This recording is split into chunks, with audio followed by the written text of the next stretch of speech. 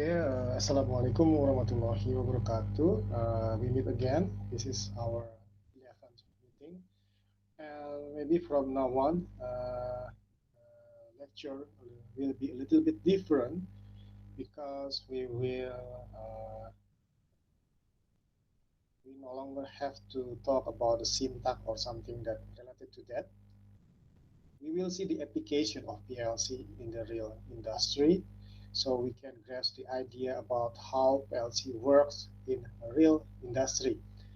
And maybe it will translate well with the syntax that we already learned before, and we can, actually implement the program to the real situation or the real plan. Because before we actually only have to use a certain input that is connected to the output in a certain way, but we didn't particularly know where the application would be, implemented. So from now on, we will see many different applications using the PLC, and at the same time, maybe the program will be a little bit not that difficult. I mean, there are many advanced programs that are not used because we can just solve it using a very, very simple program. But we have to make sure that the simple program can achieve the solution. So we can get the right solution with the simplest program that we can create. Okay, so for today, there will be 4 different applications using PLC that solely use the conveyor. So I hope that you, I hope that you are already familiar with the conveyor. So it's basically something that is controlled by the motor, and we can move many objects using it. So I already give the subject material in the file, and there will be assignment for today. But before that, let's see many different application using the PLC. So this is uh, Apple packaging. So we can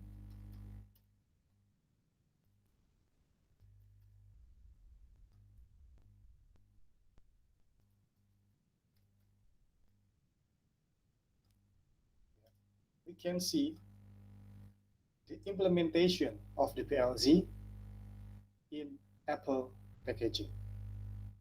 So you can see it here that there is a box that contains many apples, and there are 2 different conveyor. So how it works? It is basically we want to put the apple inside the box, and we limited the number of the apples only 10. So when push button is pressed, the box conveyor moves. You can see it here that this is the conveyor. When push button 1 is pressed, the box conveyor is moving because the conveyor that carry the box of that is supposed to be filled with the apple is moving. And then when the sensor detected that there is a box, it will turn into logic 1. And what happened after that, the conveyor will stop. And because the conveyor is stopped, the box will also stop. It's no longer moving. And during that time, the apple conveyor moves. So before everything happens, the apple conveyor is stopped. I'm And sorry, sir. okay, Your share screen Okay, guys, I'm sorry. I'm invisible. sorry. Okay, say I'm sorry. I'm sorry. I'm sorry. I actually forget to share the screen.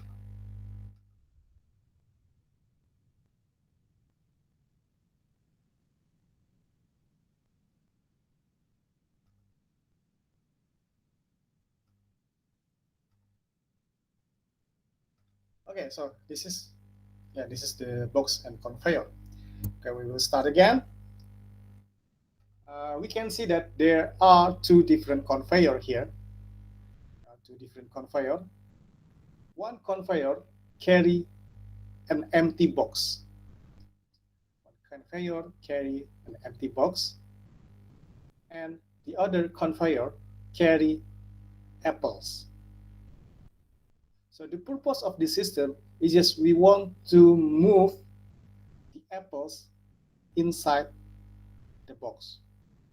And we have limited box, I'm sorry, we have limited apples inside the box.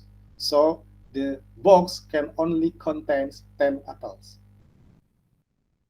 And in that situation, yes, in that situation, after we get 10 apples inside the box, the conveyor will move and carry the box with its apple that is inside it to other place. So how it works? When push button 1 is pressed, the box conveyor moves. So this is the box conveyor. So it's not actually the box which is moved, but the conveyor, because the box cannot move by itself. Conveyor that is controlled using motor DC maybe is active, and when the motor DC is active, the conveyor will move.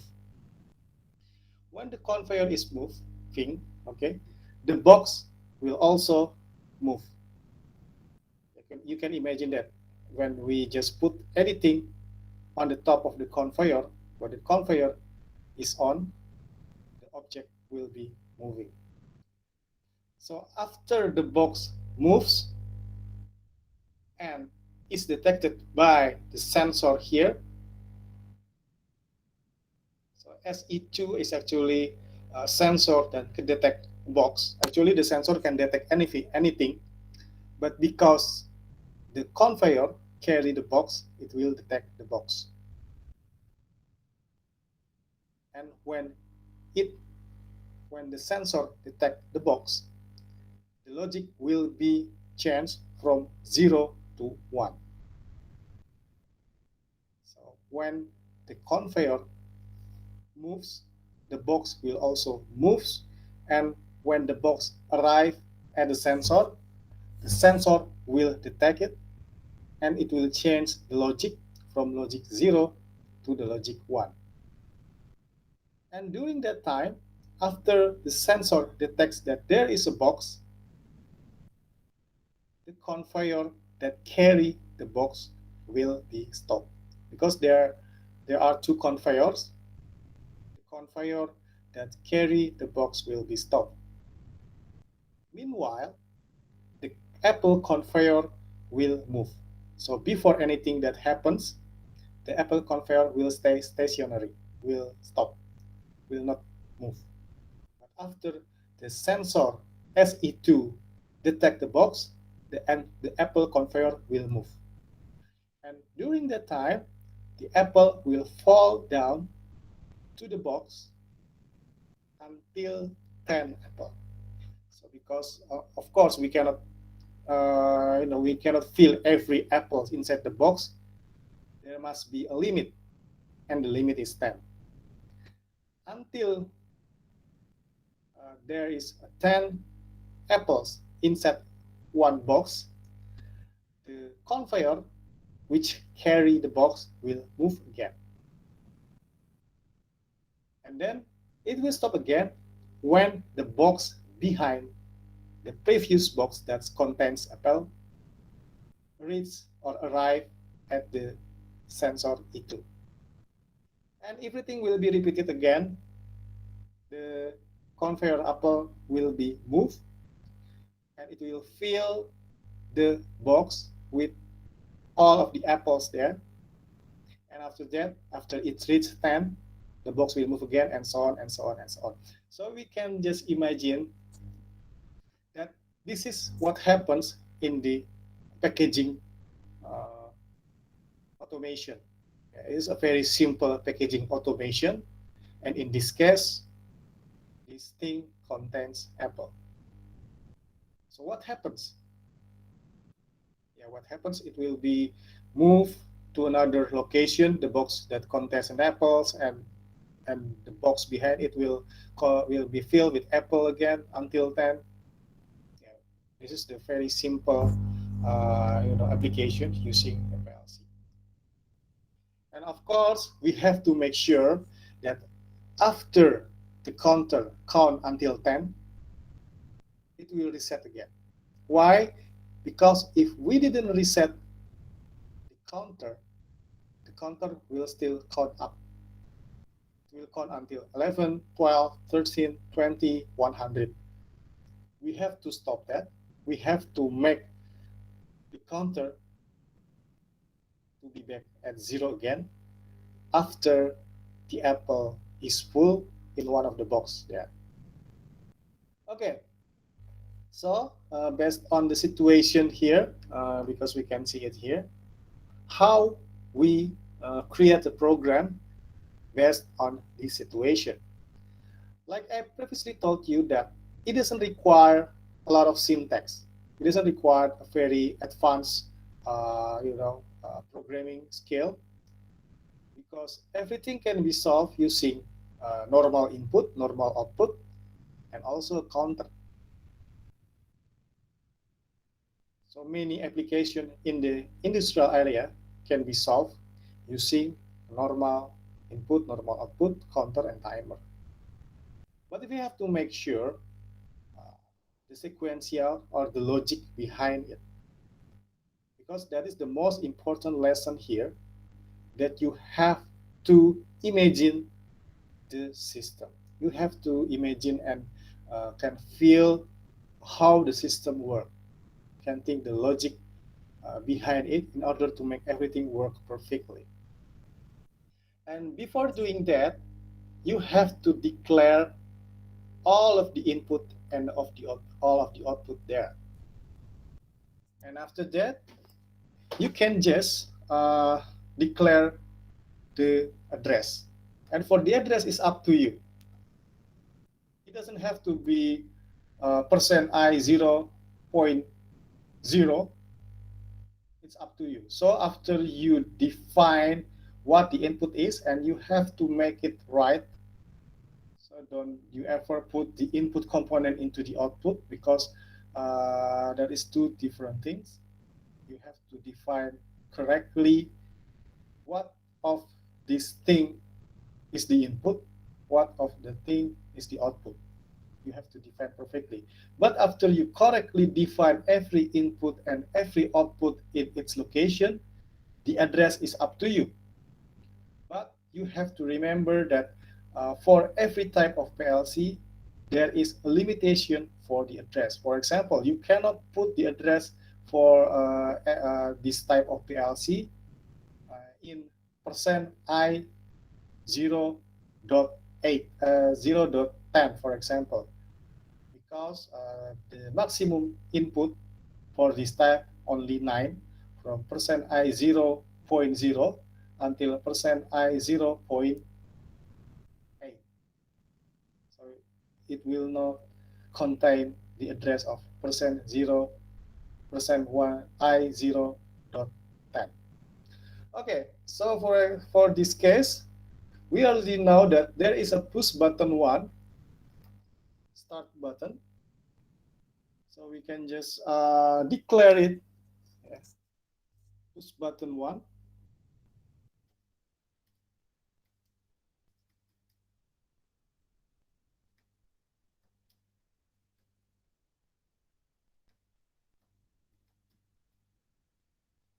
We can just want to make it more simple, okay.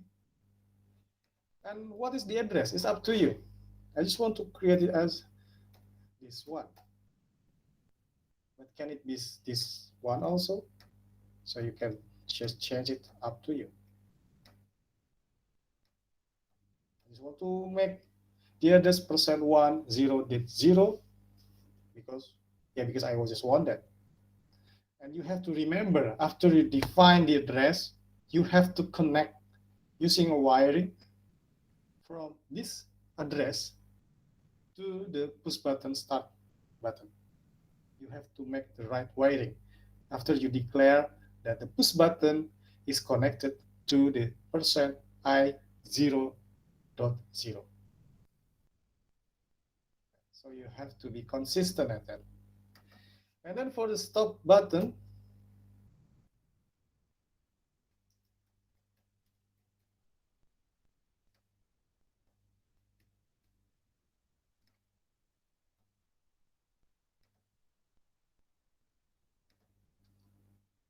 and it is the same, it's up to you. And in this case, I just want to make it %I 0.1.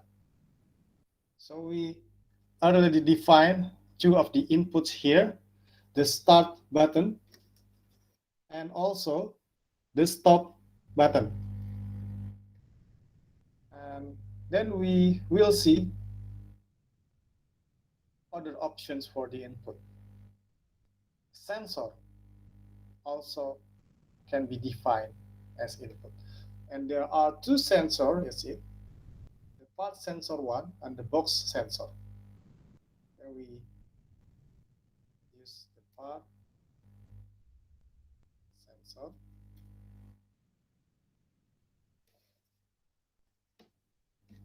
Part sensor, and this address will be %I 0.2. This is for the SE1.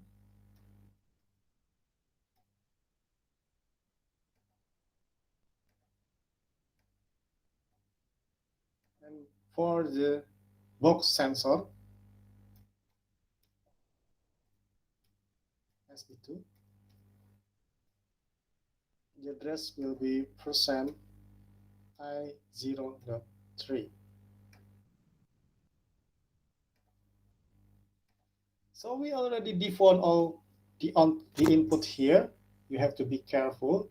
Don't you ever put push button 1 as output or output as the input. And we can see it here that this system has two output. The first one is the box conveyor, and the second one is the Apple conveyor. So for the box conveyor,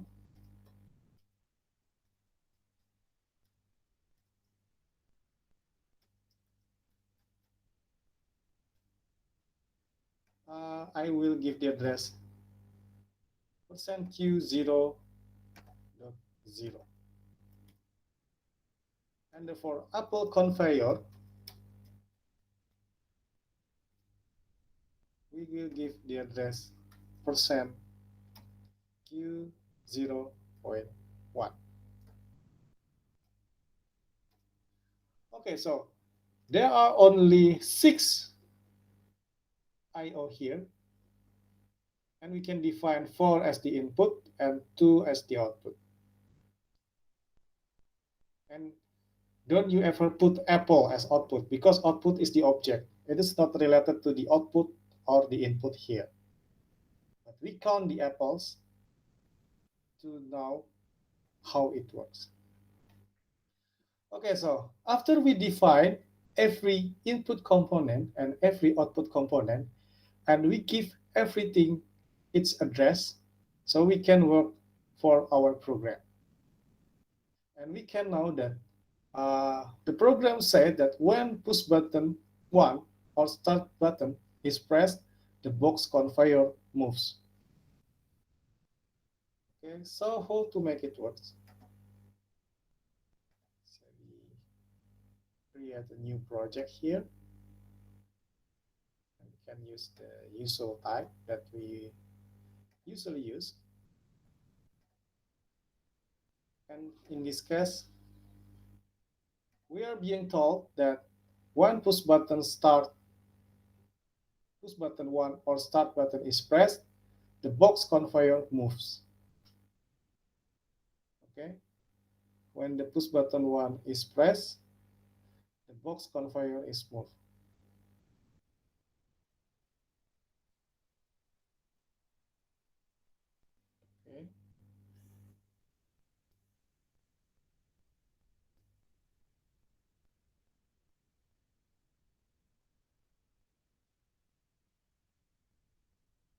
Okay, so what kind of input that we have to use here?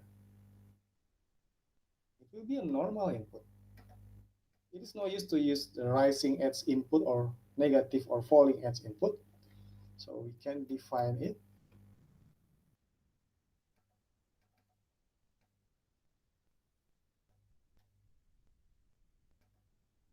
And we give, this is the push button 1, start button. Okay, so we have to be careful on the push button 1 then. Sometimes push button 1. And then when we press push button 1, the conveyor will active. But we cannot imagine that if we release it, the conveyor is inactive. So the logic is here that if we press the push button, we don't have to keep pressing it. We can just release it and the conveyor will be active. So in this case, we already use the set. Okay. The set syntax. Why? Because we just want to keep the box conveyor active after we release the push button 1. Q0.0. This is the box conveyor.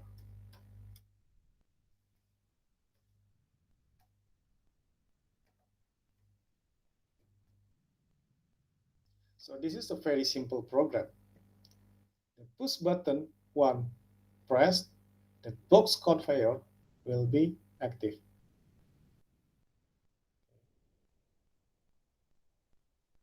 So we avoid the situation when we release push button 1, the conveyor is stopped. We don't want that to happen.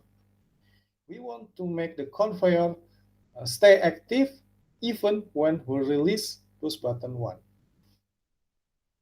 So we use set in this case.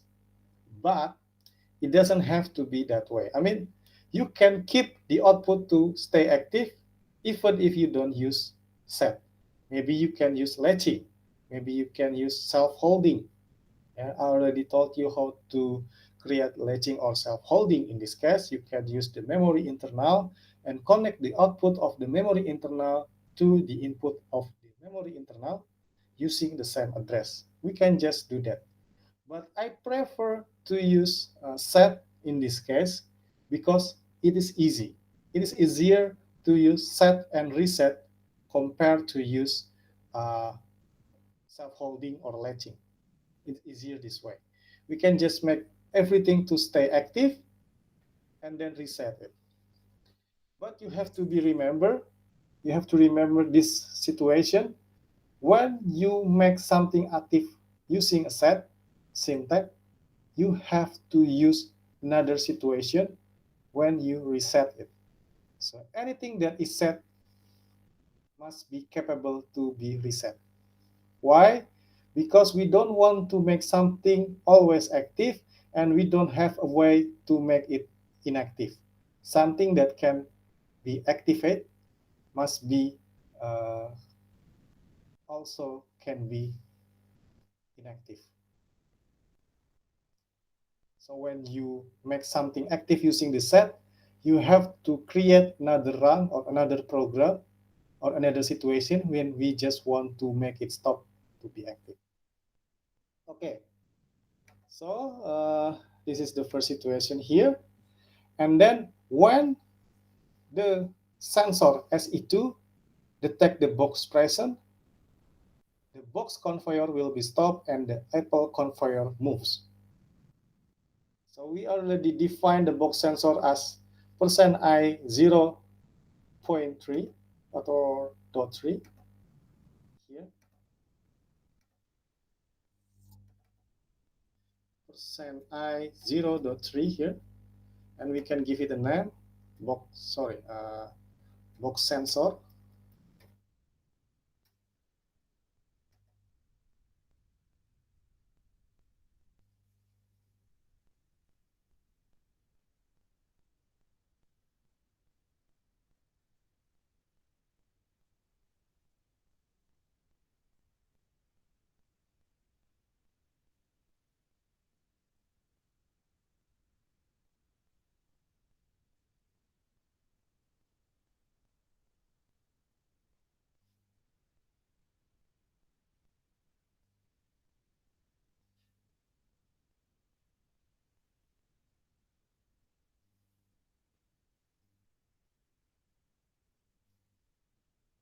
Okay,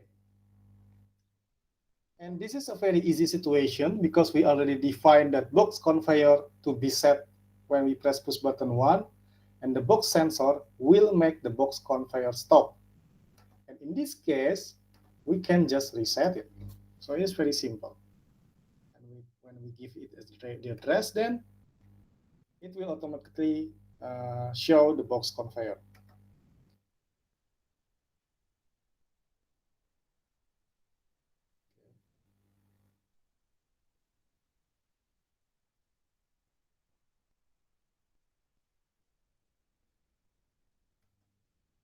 So what happens in this situation? When the box sensor detects that there is a box, not only that the box conveyor is stopped being active, but it will also activate the Apple conveyor. So in this case, the box sensor will also activate the Apple conveyor. So because I just want to make it simple, we can just create another run here to activate the Apple conveyor. And we see that the Apple conveyor address is %q0.1. And of course, we have to keep active. So in this case, we use set. So maybe the most important thing is that we can differentiate the situation when we have to use set output or when we have to use normal output.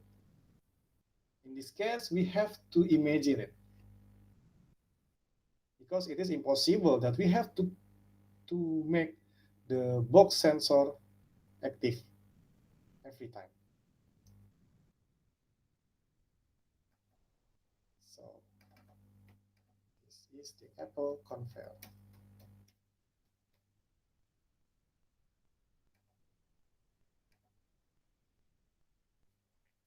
Okay, so this is the very simple program, only 3 run.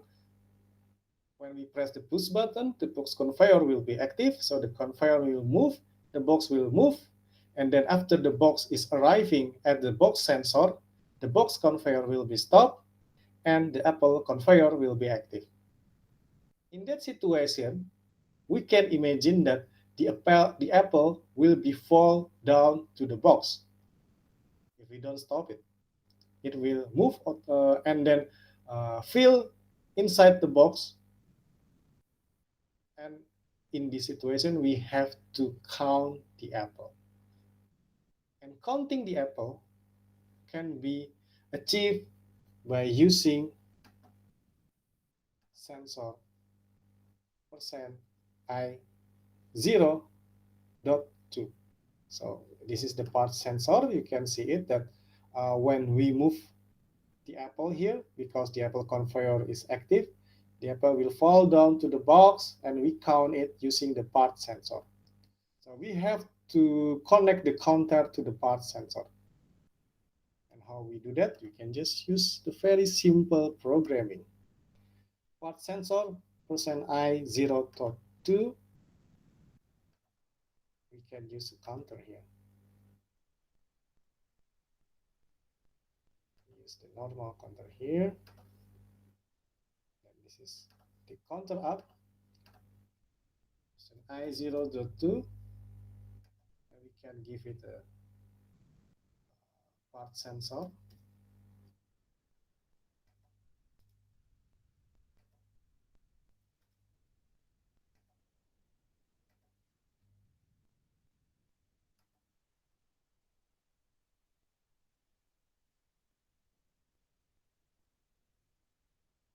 And then we have to make the preset only 10 because we just want to count until 10.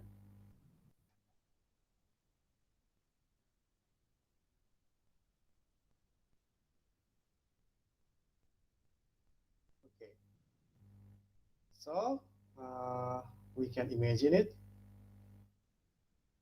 The part sensor will count the apple until 10. And what happens after that? What happens after it reaches the number of 10, the Apple conveyor will be inactive because we want to stop the Apple.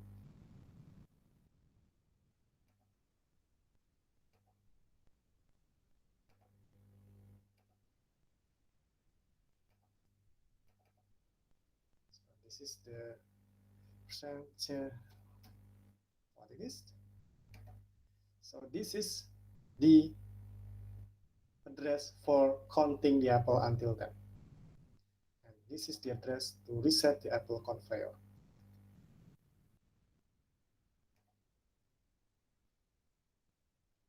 And at the same time, meanwhile, it will also activate the box conveyor.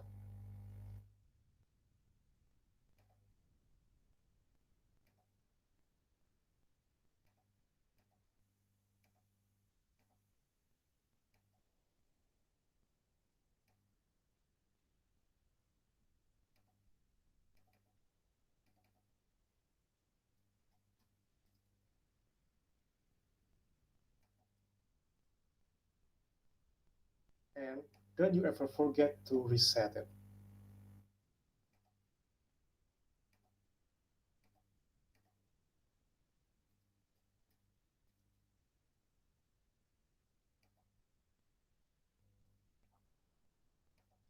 So we can see the program here. When the push button is being pressed, the box conveyor will be active. And then the box will move. And when the box arrives at the box sensor, the box conveyor will be inactive, will be stopped, and the Apple conveyor will be active. The Apple will move to the box, and during that time, the part sensor will detect every apple that falls to the box. When it arrives at number 10, which means that there are 10 apples inside the box, the Apple conveyor will be resetting again. So the apple will stop moving, and the box conveyor will be active again, and the counter will be reset to 0. And now we apply the last situation until we press the push button stop.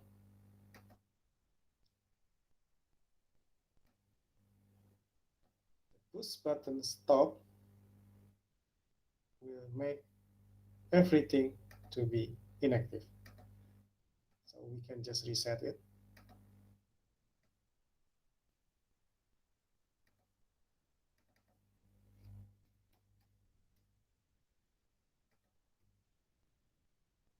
Sorry, this is sorry, maybe there is some kind of mistake here. I'm sorry. Box sensor is I03, push button stop is I01. Part sensor is I02.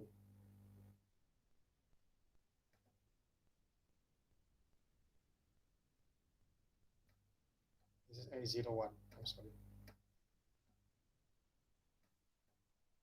And this is the PB2.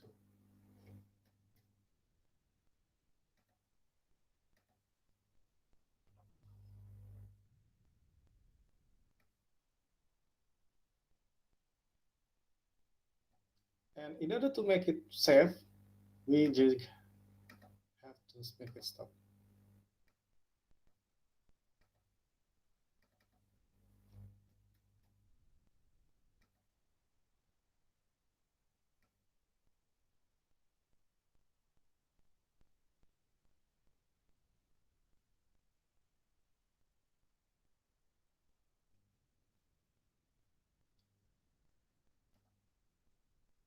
So the box conveyor will be stopped when we press the push button 2, and the Apple conveyor will also be stopped when we press the push button.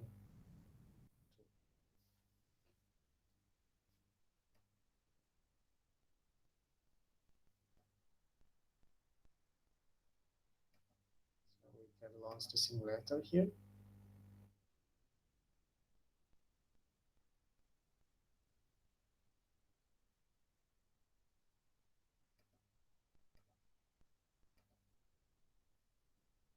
We press it. We can imagine that the box conveyor is active. And then when it is active, the box will move. And when it arrives at box sensor, the actual conveyor will active, and it will active and counting the part sensor. You can imagine that this is the apple that falls to the box 7, 8, 9, and then 10. If you reset again, the conveyor will stop and the conveyor will move again.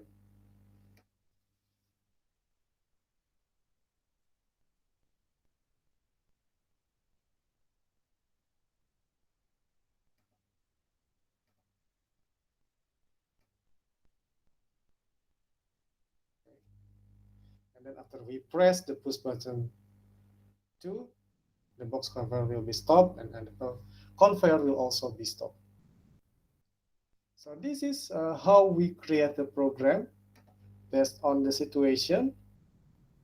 You can imagine that it is actually a very simple system, and we can solve it using the PLC. And you don't have to use a many advanced or sophisticated program. We can use a very basic program to solve the problems here. Only 4 rungs that we have to use, but we have to use it correctly so the system will work based on the situation that we desire. Okay, so that is for number 1, and then we will move to number 2, motor control.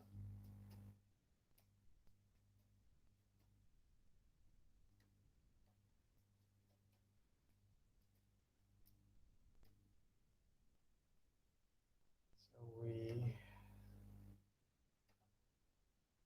stop the simulator first.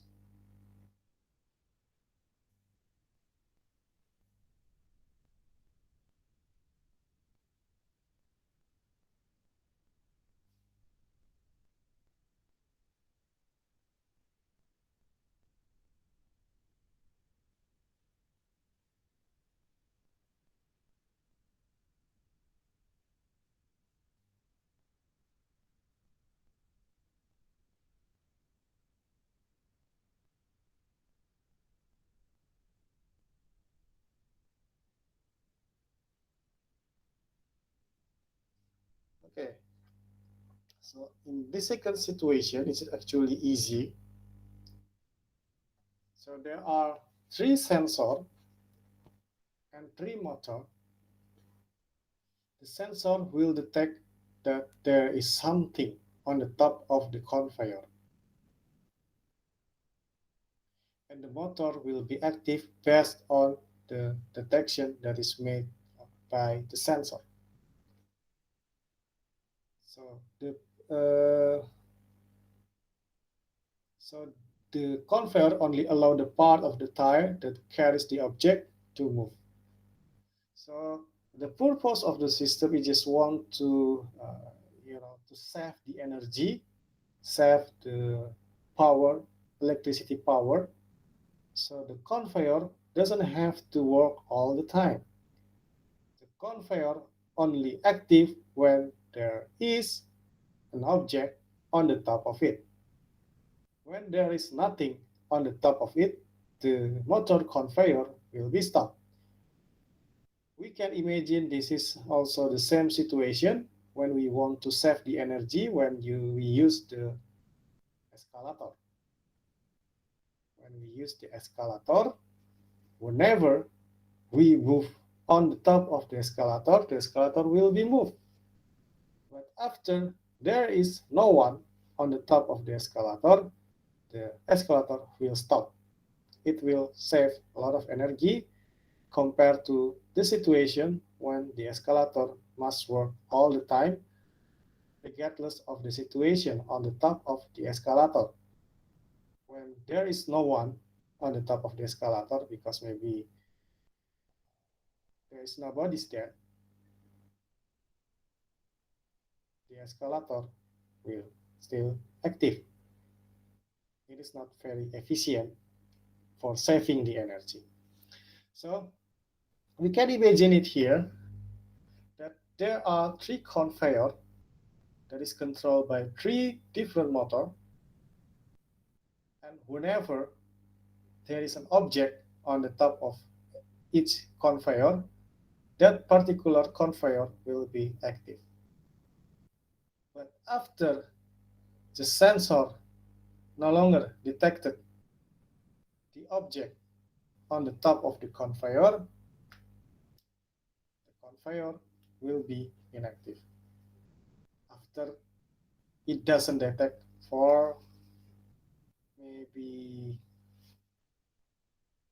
I just want to create 5 seconds here.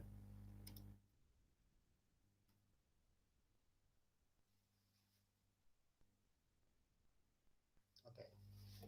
So this is the situation here. We have to define every input and every output here. And it is very simple. The input will be the sensor. Sensor 1, sensor 2, and sensor 3. And the address, maybe if we want to make it simple, we can just give the address exactly with the same number.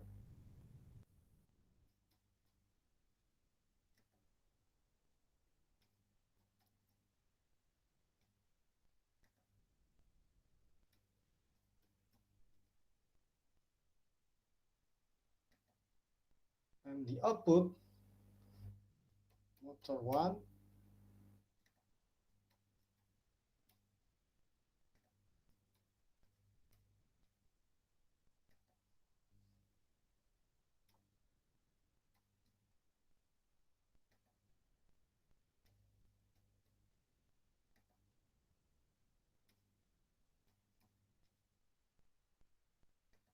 so there are only 3 input and 3 output.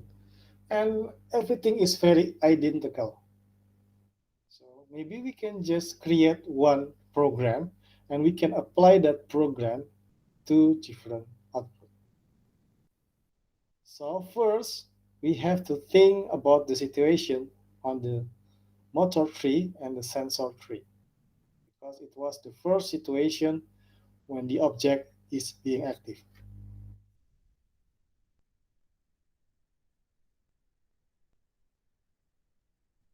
Okay. So based on the information here, the motor will active when there is an object that is detected by the sensor. Until 5 seconds after the subject is not detected by the sensor.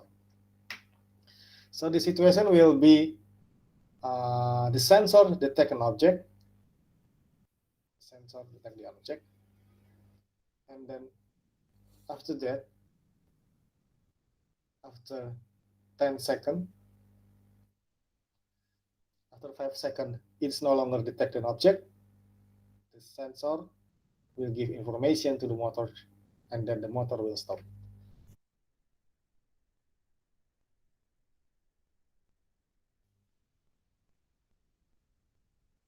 Okay, how to make it work? Based on the situation here, we can imagine that we have to use timer. Why? Because we have to count it until 5 seconds. But what type of timer that we have to use here? There are 3 different type of timer. Timer on delay, timer of delay, and also timer pause.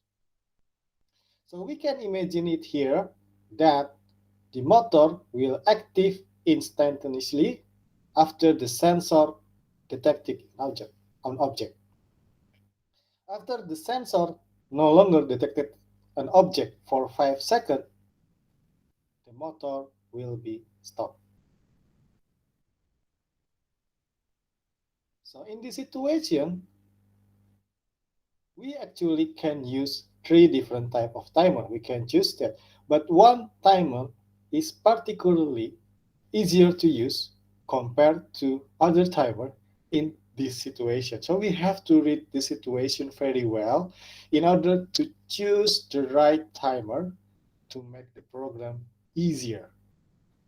Because even though we can use and we can apply three different type of timer in this situation, but we have to be careful here because maybe other type of timer is not as effective compared to the other timer.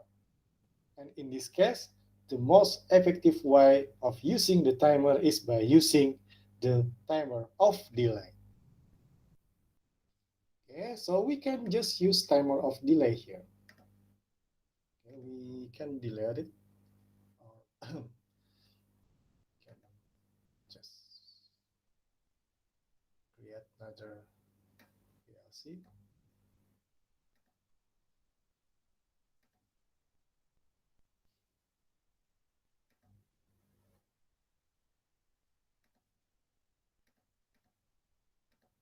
Because first we use I03, we use and I03 will be sensor 3.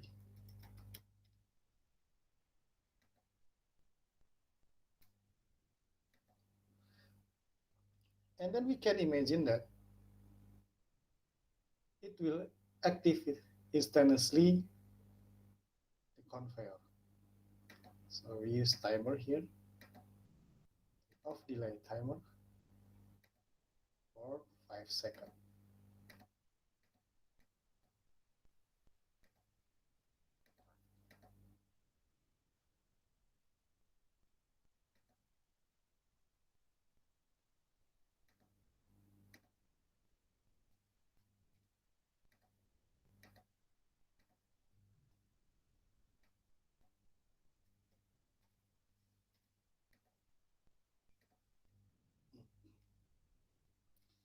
So in this situation, when the sensor 3 detects an object, the motor 3 will be active.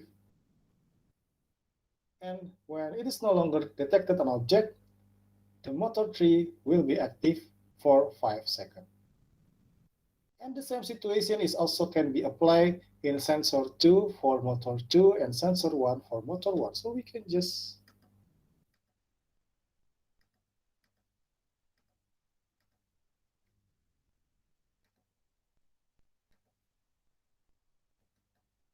copy it.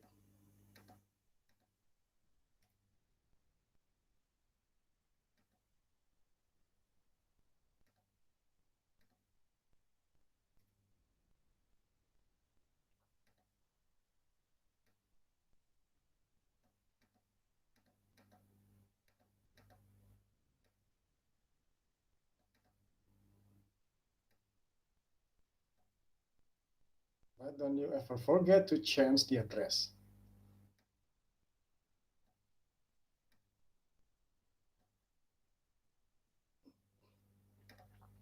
This is for the sensor 2.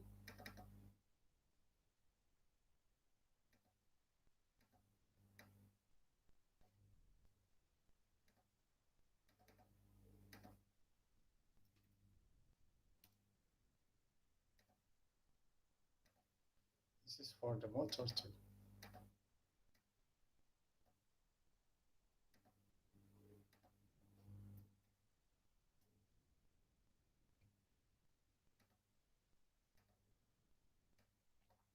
This is for the sensor 1.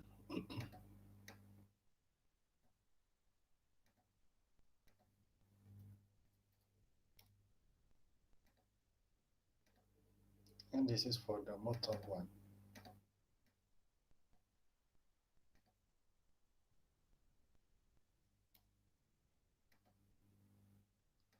And this is all the program.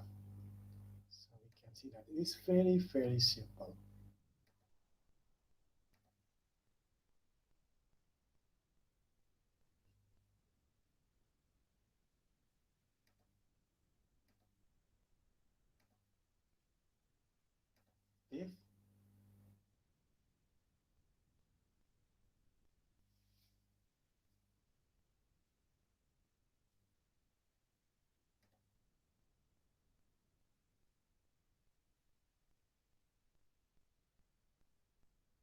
I'm sorry, there's something that must be, must be changed here. We have to use different timer. So this is for timer 2, timer 1.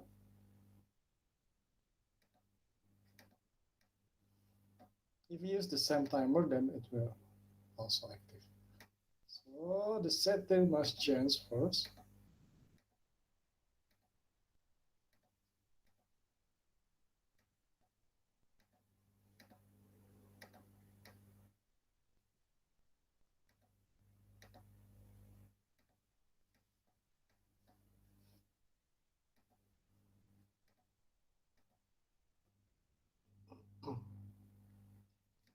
Yeah, we can make a simulation again.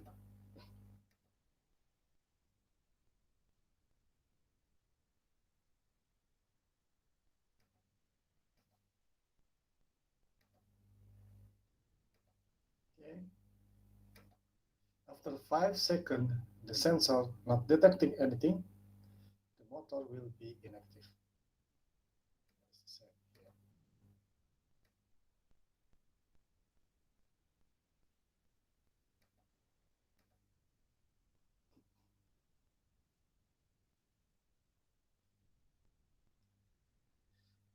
So this is the program for number 2. Yes, this is very simple. And we move to number 3.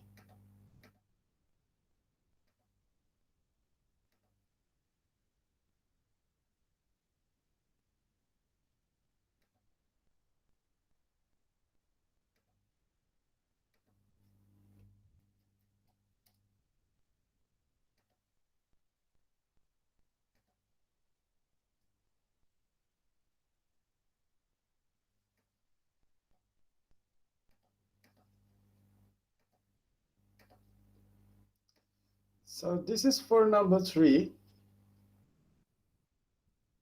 It also uses a conveyor, but use clamp, part press R, and part detection sensor. So it is basically almost the same situation with before.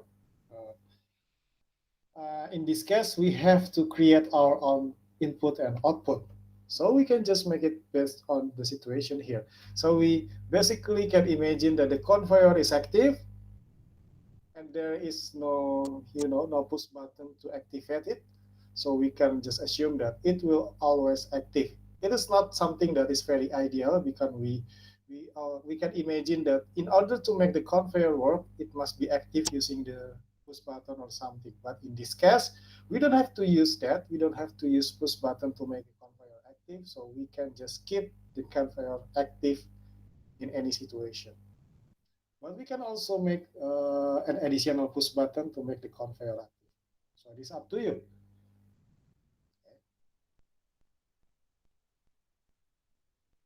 So if we want to make the conveyor active using the push button, we can just create the push button here. Push button 1, press %I00. So when the push button is being pressed, the conveyor is active. When the push button 2 is pressed, the conveyor is not active. We can just add additional input for that. It is up to you. And then there is a part detection sensor.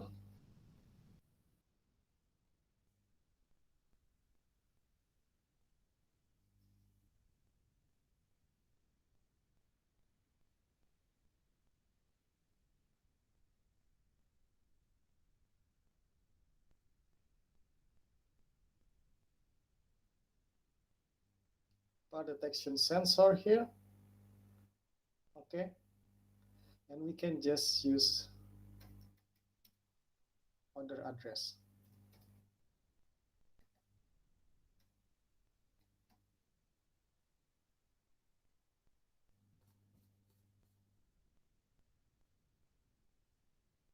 Okay.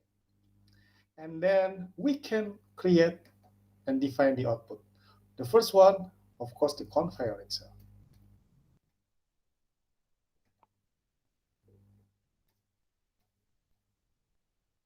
The clamp.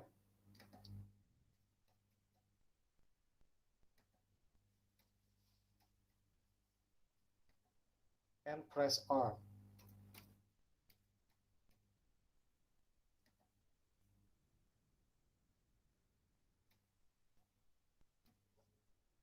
So what happens then?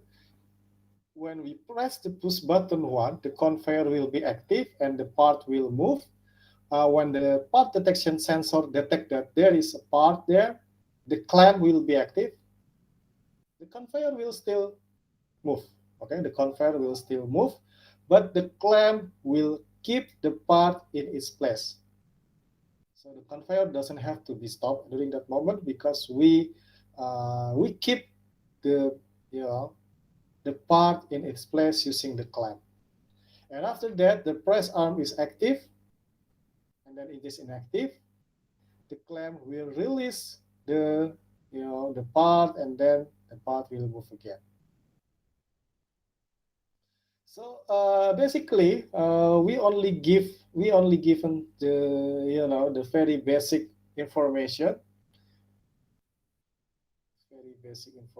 So we can just add an additional timer for this. Okay?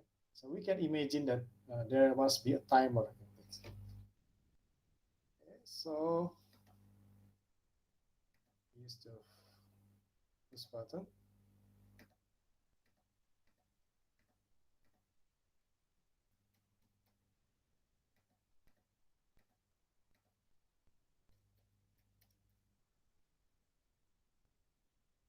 Or start button.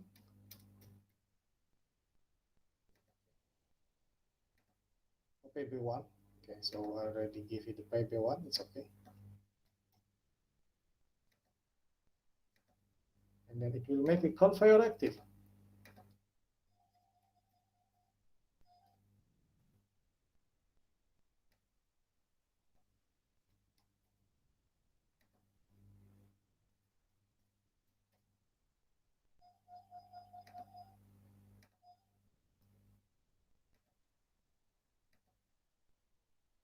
And then we can stop it using the PB2. So this is the additional program because we just want to make everything make sense.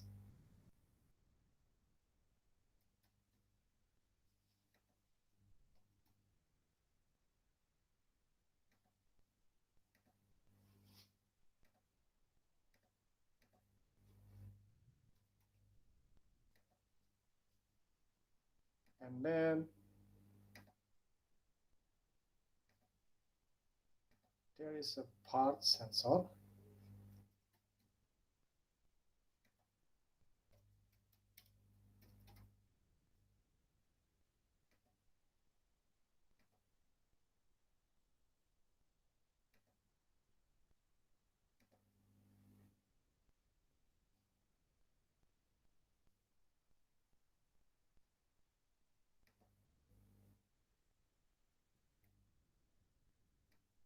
Okay.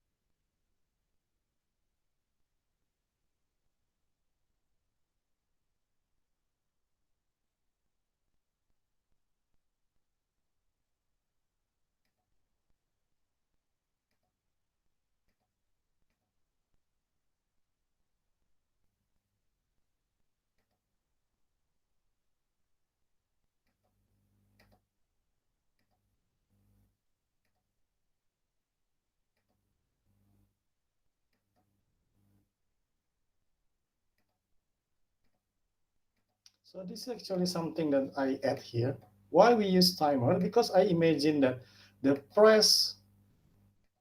arm press here, this is the press arm here, must be active for 2 seconds. So after the clamp is keeping the part in its place, the press arm active for 2 seconds. It is something that I add because I just want to make everything make sense.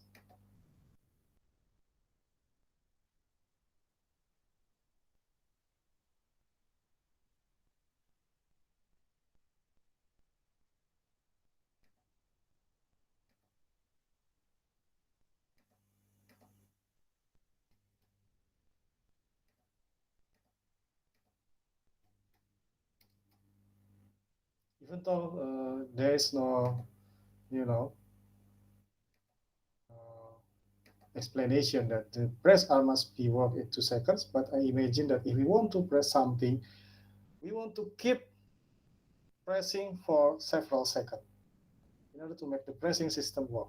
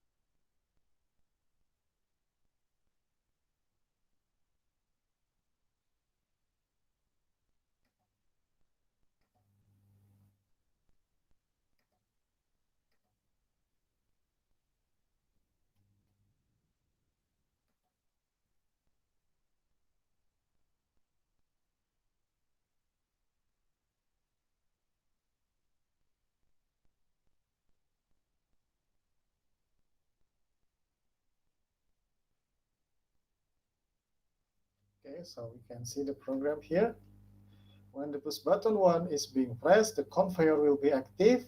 If we press push button 2, the conveyor will be inactive. It's okay. And when the part sensor detected something, detected the part, then the clamp will be active. And, and then during that time, for 2 seconds, press arm will be active. And after 2 seconds, the clamp is active. The clamp will be inactive again, so the part will move again. So the sensors no longer detect, no longer detect the part.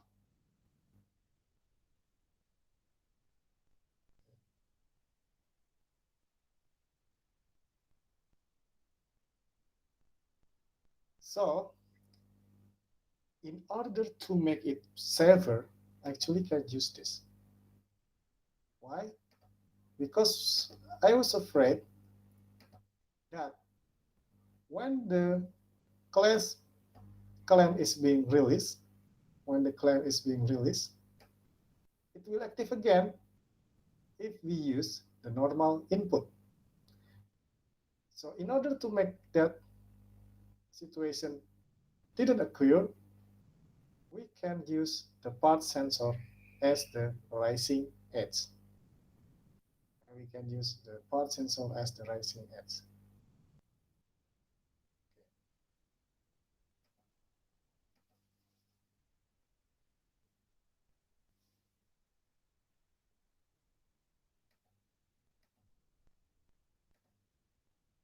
So this is start stop button.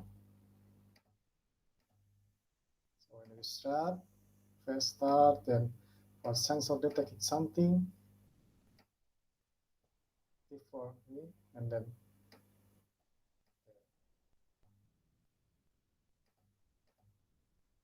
again,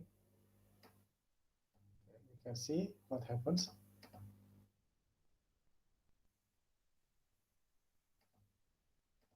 Active for 2 seconds, the press arm, and the clamp will release it again, and the part will move again. So this is how we solve the third problems. And then we just want to create the solution for the fourth problem.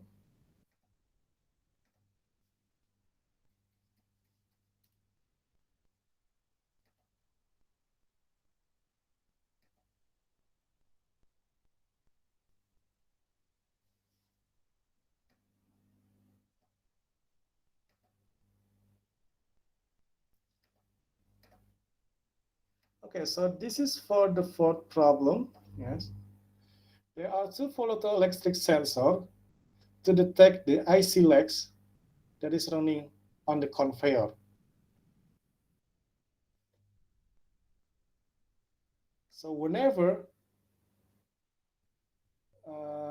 there is a broken IC, which indicated by the total legs less than 8, because there is supposed to be an 8 leg here, 8 leg here, 4 to the right and 4 to the left. And 4 to the left, it will be detected by photoelectric 2, and in the right place, it will be detected by photoelectric 1. So when there is nothing happen, when the IC leg is complete, then the conveyor will still move. But when there is some situation when the IC leg is not complete, then the actuator will work and throw the IC. So we can just use normal input here, because I already told you that if we want to make sense, maybe we can just create PB1 to make the conveyor work and PB2 to stop the conveyor. But in this situation, the sensor will not detect it by anything. So the stop conveyor will only happen when we press the push button 2.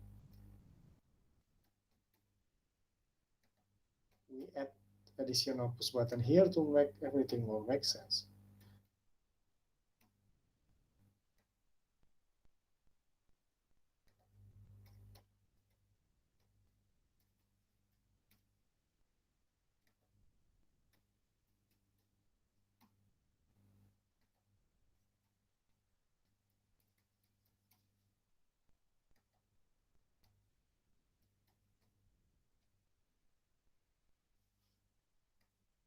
Oh, the output will be conveyor and actuator.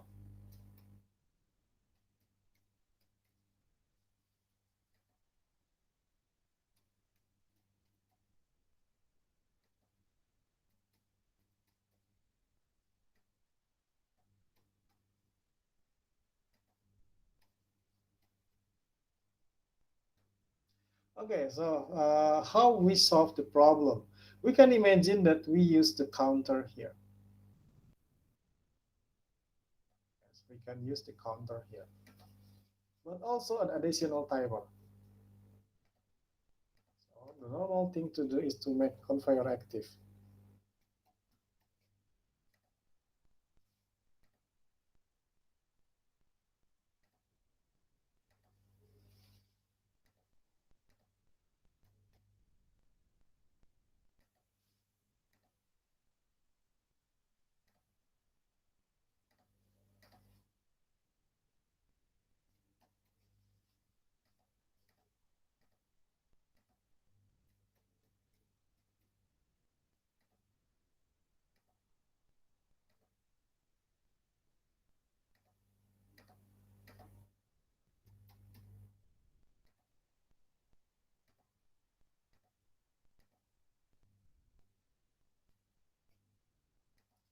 Okay, and then we use two sensor photoelectric.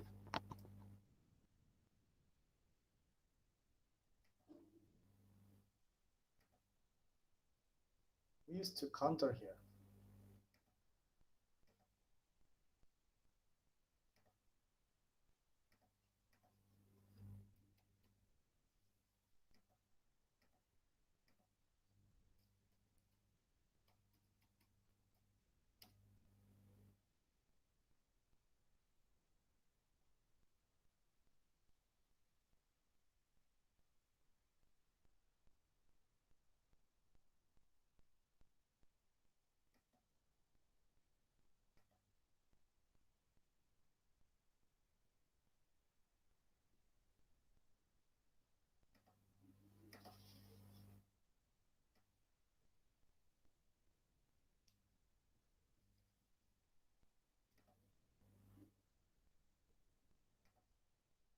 Sorry, this is photoelectric 1.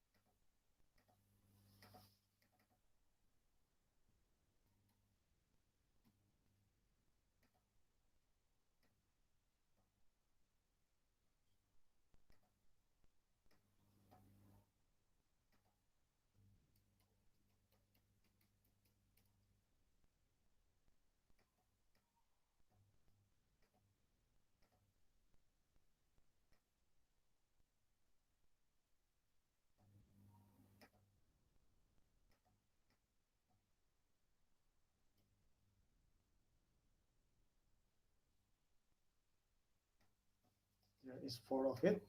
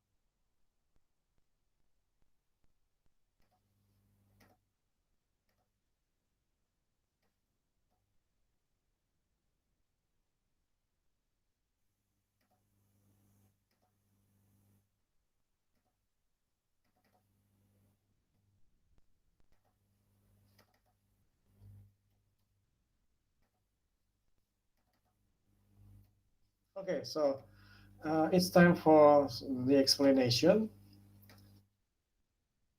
This is the push button 1, this is the push button 2.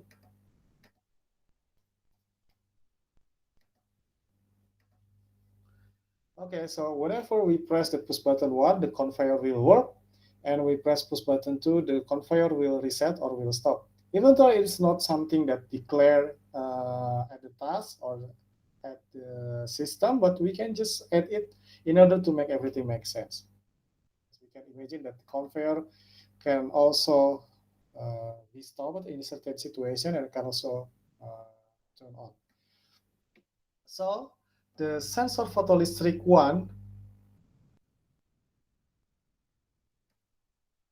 okay, uh, will count up, and we use the address here. The photo sensor photoelectric one is %10.2 and photoelectric 2 is 1%10.3. It will count up. If one of them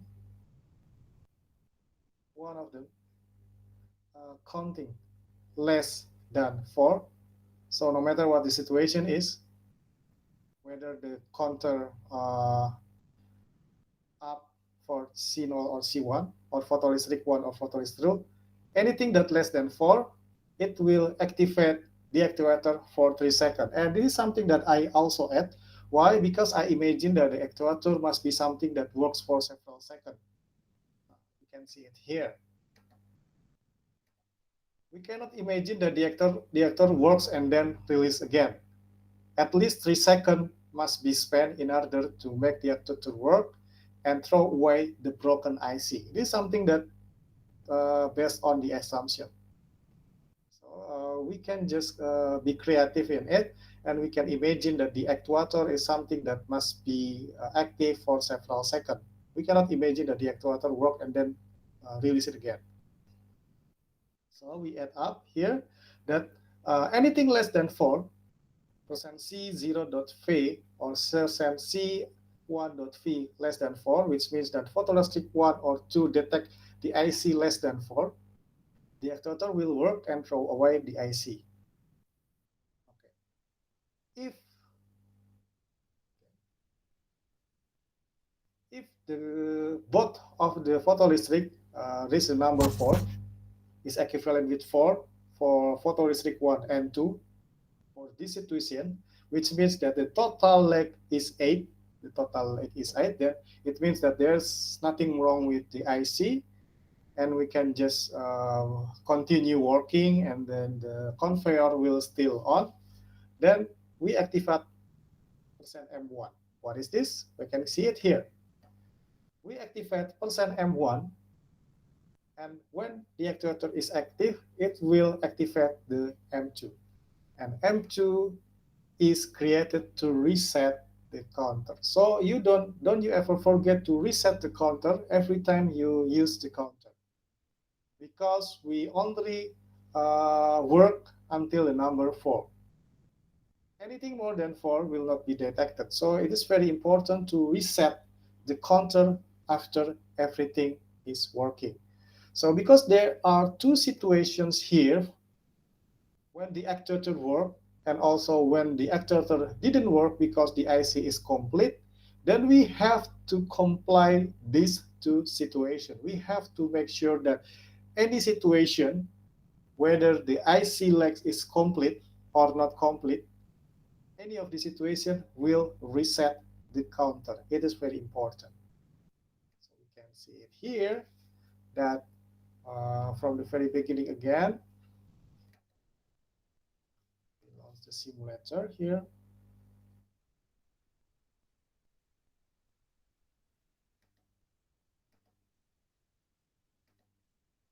This is the basic thing. Active, and then imagine that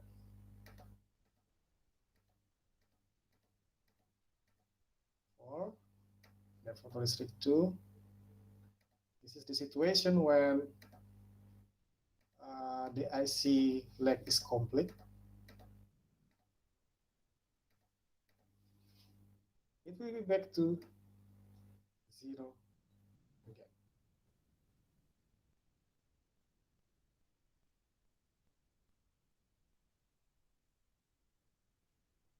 Okay, so but we have to be careful here, because in this situation it will make the actuator work because it doesn't count until 4. So we have to add something here actually.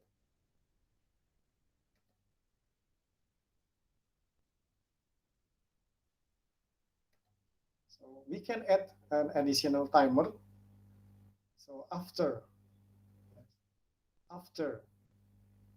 the timer is working for several seconds, we can just make it happen.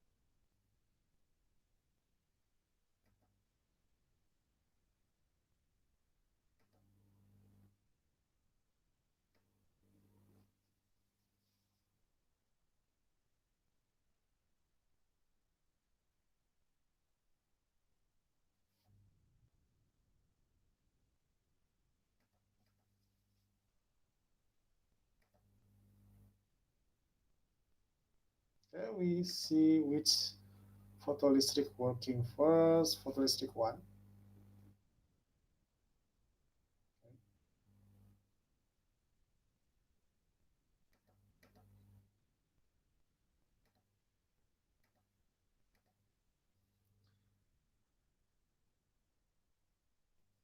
We can just add something here.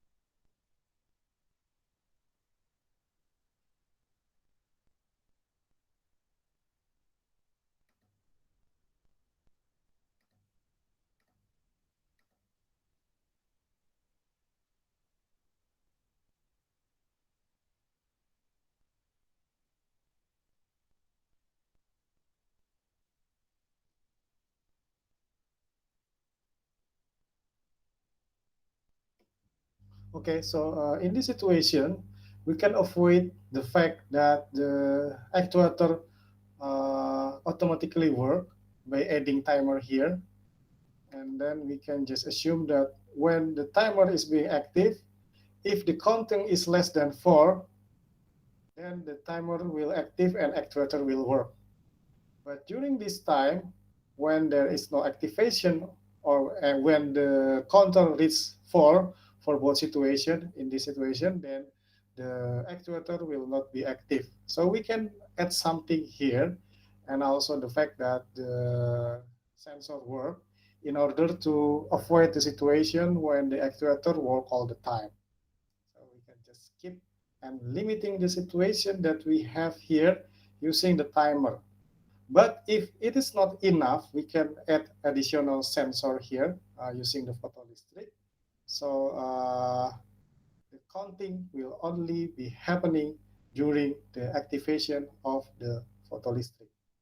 Okay, so because we want to avoid the situation when when the actuator working, even though the leg of the IC is complete. Okay, so basically this is how we make the program based on based the PLC basic programming, and we can see it here that it can be very easy or it can be a little bit more complicated after a certain situation, but we have to make sure that the program is actually makes sense and can solve the task here or can solve the situation or the system that we want to control. Okay, okay, any question?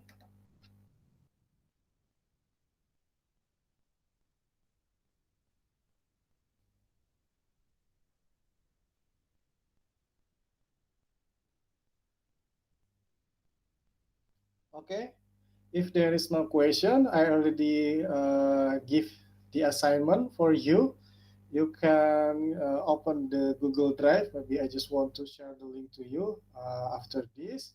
And of course, as usual, the video recording will be uploaded in YouTube, and also I will share it in Google Drive. So from now on, we want to, we want to solve the problems in the real world, in the real industry, using the PLC, so you can grasp the idea about how the PLC works. Okay, so if there is no question, it is time to